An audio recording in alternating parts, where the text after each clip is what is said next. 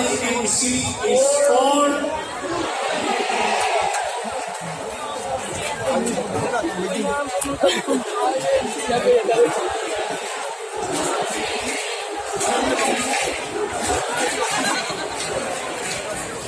kaya kailangan natin peace in the Philippines.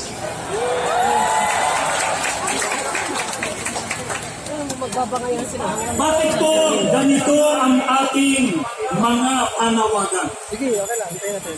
Kasi ayaw namin ng kaguluhan, saan man ito panig magalit. Ang nais natin ay isigaw ninyo, kapayapaan!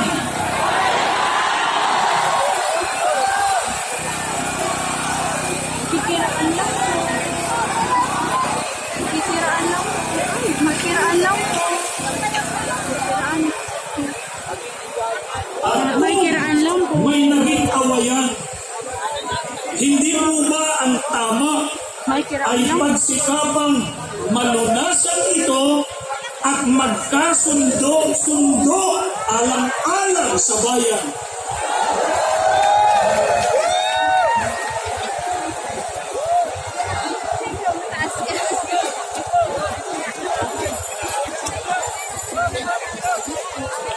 Sa pagkakaisa at sa kapayapaan, mananaig at mamamayani ang sambayanan.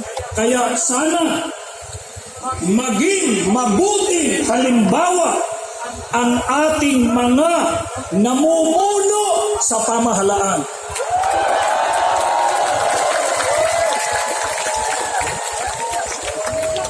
Sa ikapapayapa, ano po ang itinuturo ng Biblia na dapat gawin?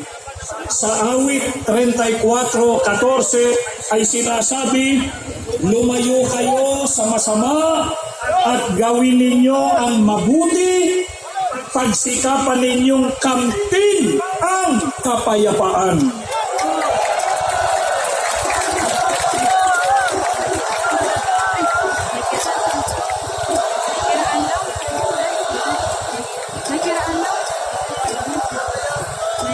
Ito po ang itinuturo ng ating Panginoon Diyos. Ito po ang dapat nating gawin para kamtan ang kapayapaan, lumayo sa masama, at gawin ang mabuti.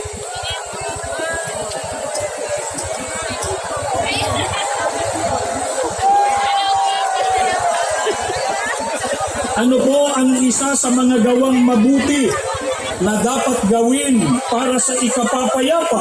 Ayon pa rin sa pagtuturo ng Biblia, ipagpauna ng isa't isa ang iba. Batayan sa Roma 12:10.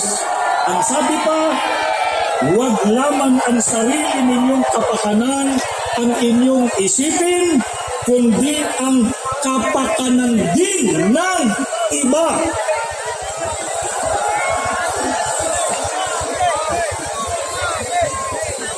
Yan ay nakabatay sa unang Korinto sa 10:24.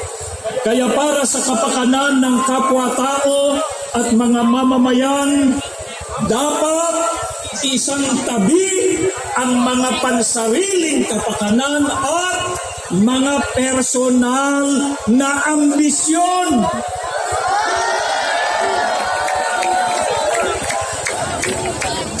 Alang-alang sa mahal nating bansa, dapat magkaisa, iwasan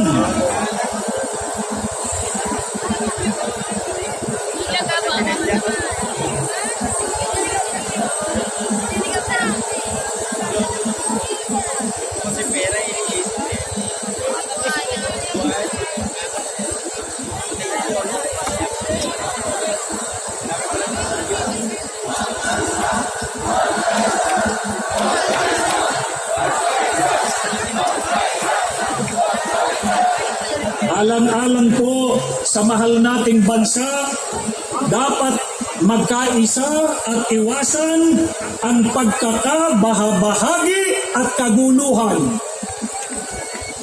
Bakit po dapat iwasan ng mga leader ng bansa ang pagkakabahabahagi at kaguluhan? Kapag nagkakabahabahagi tayo, ay hindi po maisusulong ang kapayapaan.